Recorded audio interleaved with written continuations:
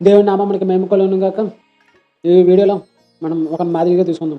ఎవరంటే విశ్వాసులకు తండ్రి అబ్రహాం.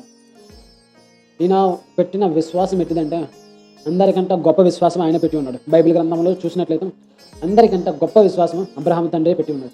మనం ఆ తండ్రి వల్ల మన పిల్లలమై ఉన్నాము. మనకు స్వాస్థ్యంగా మనకు మాదిరిగా చూపెట్టకు అబ్రహాం ఉన్నాడు. ఈ అబ్రహాంను మాదిరిగా తీసుకుందాం. ఈ అబ్రహాం జీవితంలో దేవుని పైన చూపించిన విశ్వాసం చాలా గొప్ప విశ్వాసం.